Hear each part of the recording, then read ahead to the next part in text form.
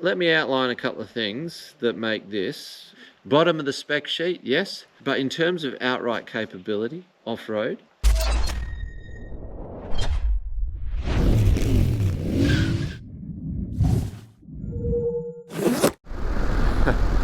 Spotty's lighted up like Christmas. I'm coming up with a bit of a plan for this screen. I can see that it's got adjustment to lift it up to the next stage, but I'm going to make a couple of brackets that'll put it into full rally spec. 95, I reckon. Oh, look at her. The donkey. This will be a 500k round trip, and then I'll drop the oil. Get that running in oil out of it. 30 mil.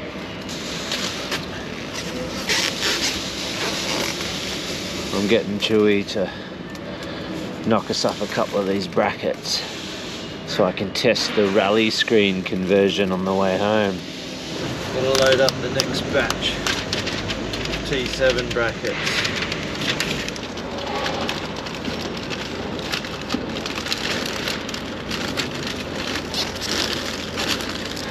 I've gone straight for the full rally spec setting, and I've got them adjustable so you can actually crank it back one for you, retain a bit more of that sleek look. Oh, now you're talking. The Desert Donkey. I can't believe I rode all the way across Australia with these rubber stoppers. These rubber pads, they gotta come off. There isn't even a normal foot peg under there. I'm gonna have to get whole new pegs. Look at her. Heaps more rally spec already. That's the go. This will be a game changer for the KLR. It's just transformed this whole cabin space. The comfort, the increased comfort. Yeah, this is it. This is the setting. This is the Desert Donkey's forehead complete. 450 Ks, ready to drop the oil. Get some Motul 7100 into it. The Donkey, nearly 500 Ks in. I'm going to drop the oil.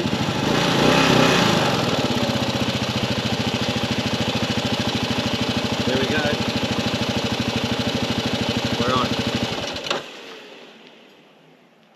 Thermofan engaged.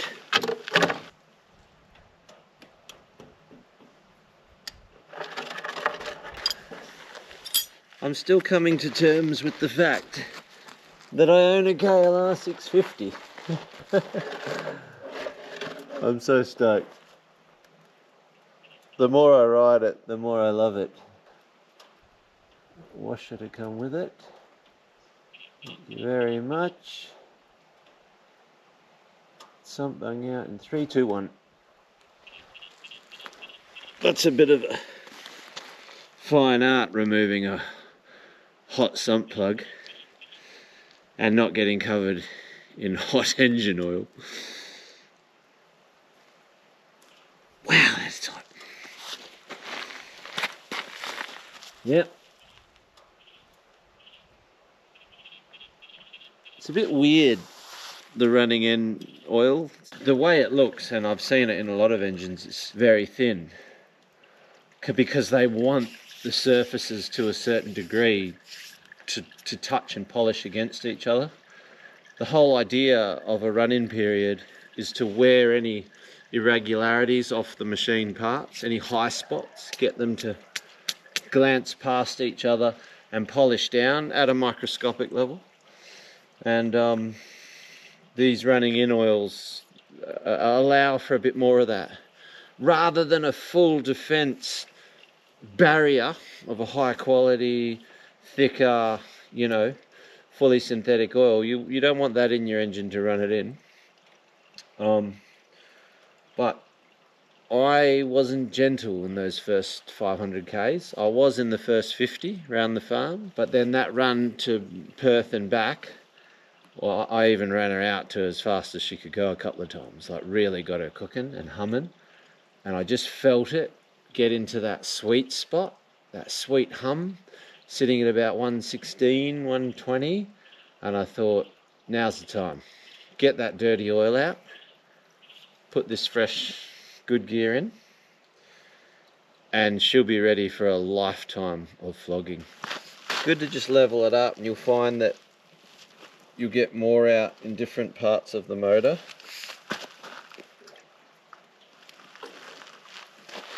Go again, yep, see? Another drizzle. Yeah, look, I think you guys know me by now. I'm very selective with the motorcycles. I don't just ride, but I align myself with. I'll be honest, I laughed at these things like everyone else that laughs at them. And unfairly laughed at the people riding them too. But like I said, this is my penance, my punishment for bagging out these legends, is that inevitably I was to fall in love with it and now own one. And if it was a box of shit, I would not own it, okay?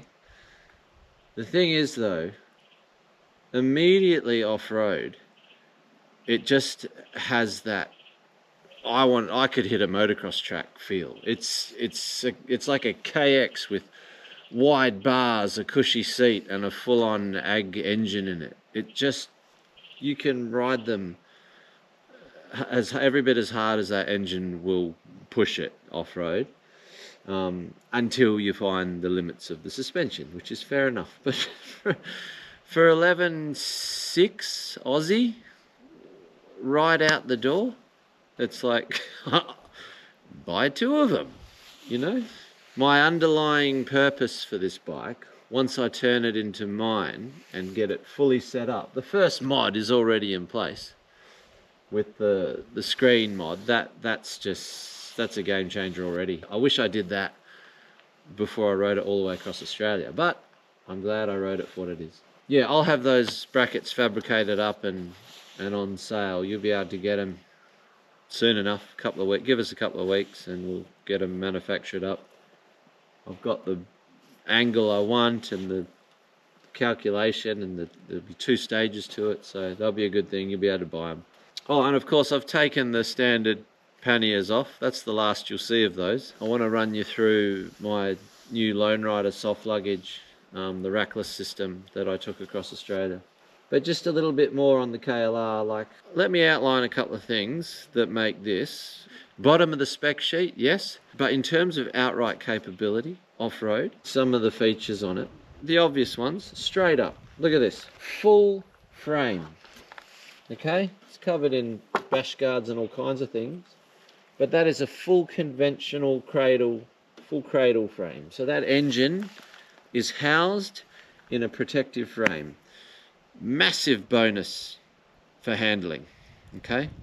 Right there.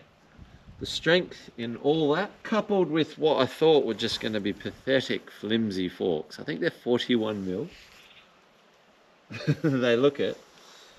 But the gauge and the spring rates and just the base valving, wow, I'm not in a hurry to replace them. Maybe I'll look into getting a better rear shock for it, maybe, but what I just did, can't knock it, can't really fault it. Probably the greatest feature of this bike, bar its robust engine and torque and just the fun factor, this would have to be the best off-road ABS system I've ever felt. To the point where at first I was worried. There's no way you can possibly turn it off. There's no switch. There's no means to even interfere with it. Normally you got to switch that shit off. You're running off the track. It's, whoa, it's sketchy. It's dangerous. The T7s, you got to get rid of it. A lot of the Katos, earlier models, you got to get rid of it. You cannot ride big bikes off-road with ABS. It's just so sketchy. This system, you can hammer it, like proper trail ride hammer it. And it's tidy. It's not sketchy. It's just doing its thing, and wow. And then you don't even have to set it and mess around. You're just out onto wet roads and it's there working for you. Unbelievable. They've nailed the formula. The old double spanner.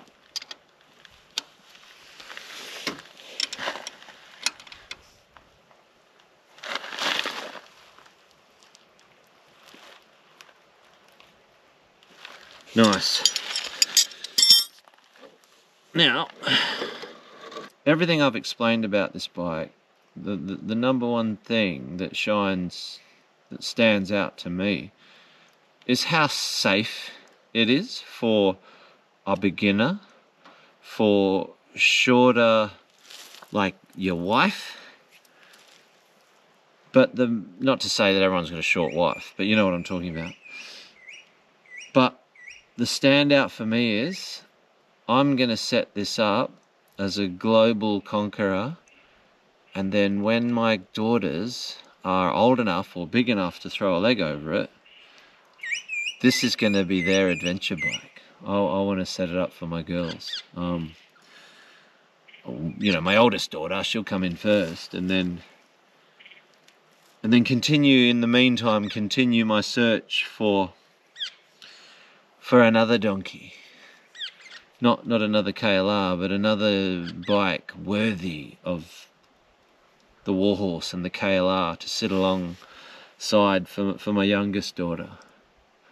I don't know what that'll be. It'll just occur. It'll just find me, you know. But that's the plan, guys. So anyway, I'm going to have my fair share of fun with the donkey first.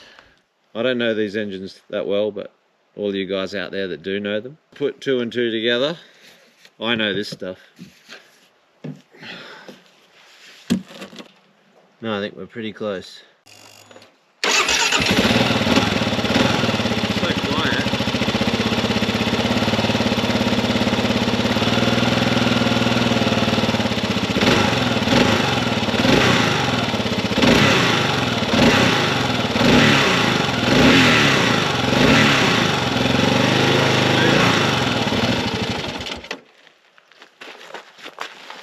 Yep. She sucked some down. Last bit for good measure. She's ready for the Dakar now. Like, it just makes you want to take it on some real hard, gnarly ride, because you know it's just going to do it. Not complain about anything.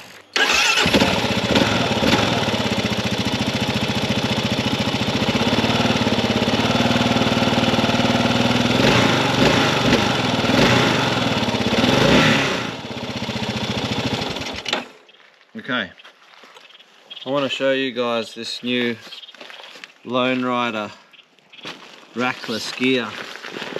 It's only just launched. It's just launched now, actually. But look, as you can see,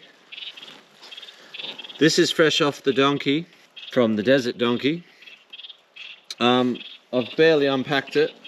I haven't had time to do anything, but this is as it come off the original donkey. You can see those marks left from, they took this outer bar, but these grab rails stayed. That's those two impressions there. It hasn't affected it. It's a real, like, memory membrane kind of foam. It's soft and it crushes and stays there a bit and then slowly comes back. It's quite gel-like. It's a very interesting thing. And it just, once it's latched onto the bike by all these points, you've got double points here. You've seen what this gear has gone through, and what I love about it is just this main reinforced saddle that houses these holsters. And I wasn't completely sold on the holster idea at first, but the ability to just pull the, and so you get to see what's in there. It's my sleeping bag and mattress. It's a bit empty because I've taken clothes out and stuff to be washed, and this one's got a lot less food in it than what was in it. But I just love the idea of pulling these back, and these are your fully waterproof membranes, right? And what I like about it is that they get this extra protection from this holster. And again, it hasn't done anything. Not a stitch has broken, nothing's chafed, nothing's torn, nothing. Like, the build quality is ultimately what sold me on aligning with Lone Rider. It doesn't matter the concept, it doesn't matter the look, none of that means shit. It's all about the build quality, you know, and the way I travel, and once the more gear you put in, the heavier it gets, the more violent it shakes and wrecks itself. Proven. Love it. Fully waterproof, sealed up. There's my, what's in there?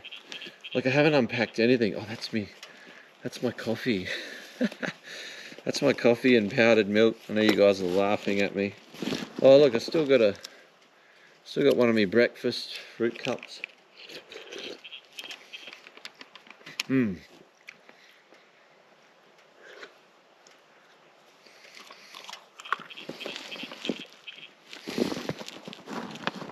Cans of tuna from the desert pasta. Looks like the tubes are in there. Oh yeah, pasta shells. Look, the way they've done this and the way it configures to the bike, just the shape of that, right? So this one goes on the left, this one goes on the right. You can see all the harnessing gear. This is a big one. Metal clips, not plastic. I cannot stand plastic junk that just breaks. All your straps, see these locking straps that tension it all together. Here, this is pretty trick. You need to see this close up. This is a very, very clever design.